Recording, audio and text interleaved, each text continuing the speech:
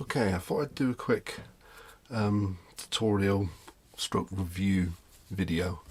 What I mean by tutorial is I thought we'd make another spatula stroke stirrer. This is the rudimentary one that you may have not seen a video of. I made this with the cannon's ball. The more cannon's ball and the more I light my fire. This time we've got some Stag's One sumac wood, spouted.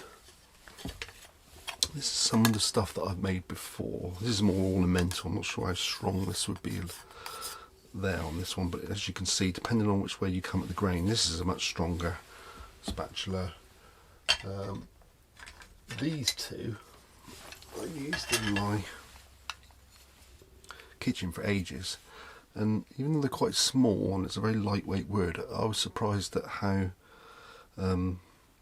robust they are, so thin. They really are nice little tools, kitchen tools really. I've given loads of these away to people and everyone says they use them, everyone.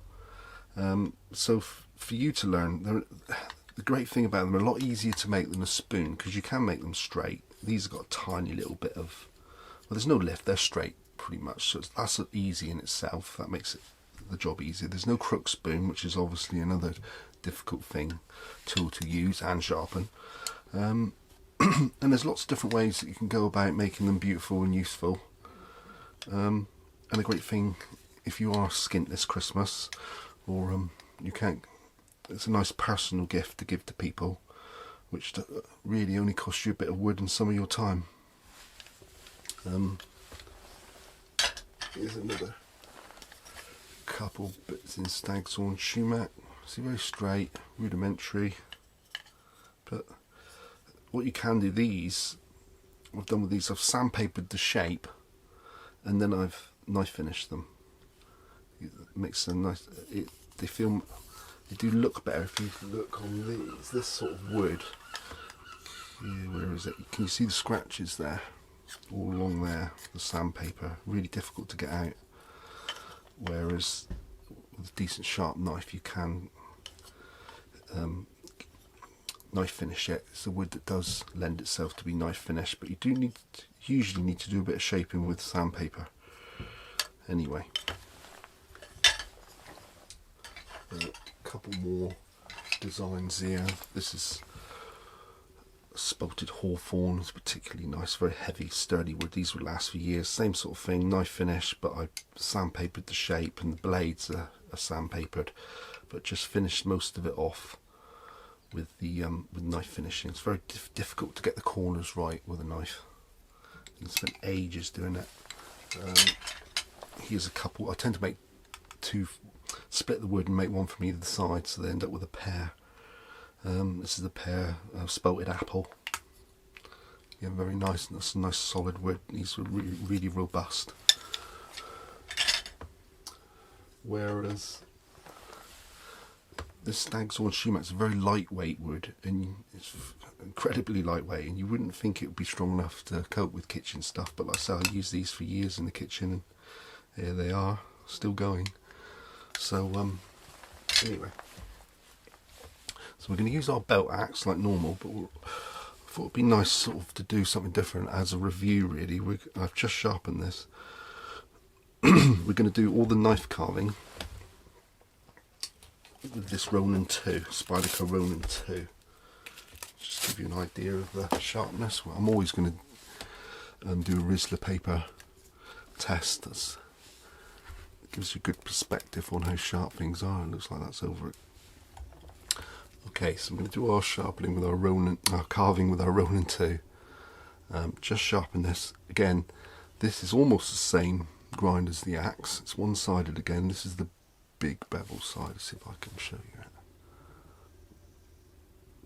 That's the big bevel side. That's the small bevel side. I wouldn't call this a 90-10.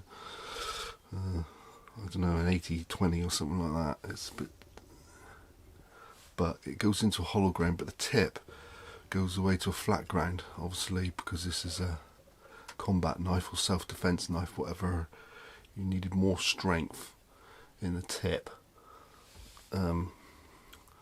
so that it wouldn't snap off. So unfortunately I didn't know that when I bought this knife, but it's okay. That's why to get the same angle, you can see it flares up. You can see as it tapers out or comes from the hollow ground into the flat ground, you can see when I've sharpened it, it actually lifts up. For me to get a similar angle, I've had to push the bevel further up or sharpen further up to get a similar angle, but it's not quite the same angle, I don't think. I've fiddled around with this for ages. It's quite a difficult knife to sharpen like this. It's like, oh, flip it now. But I thought this is what we'll use. I'll give you a little. I haven't actually used this wood yet, but I will do a quick Rizzler test so you can see. It's nice and sharp, and it will go right to the edge with the blade now, which you wouldn't have done before. Only spent again probably 20 minutes on it again, quick sharpen, just steepened up the bevel a little bit, and that seems to have done the trick. So we'll do our wood carving with that, give this a little review as to how it handles. Again, nice finger choil, nice safe knife to use, something I'll be able to choke up to quite easily and safely. Again, 2 fingers there, so you've got a lovely little point to use. Anyway, I wanted to raise up the quality of my videos because they're pretty poor, so I'm going to have to split these videos into much shorter, manageable sections. So you're probably going to get a little video each day.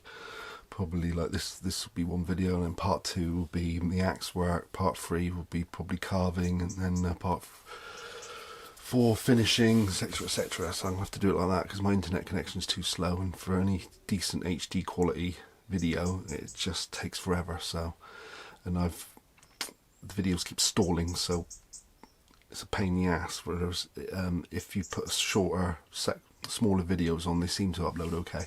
Anyway, be back with the axe work in a bit.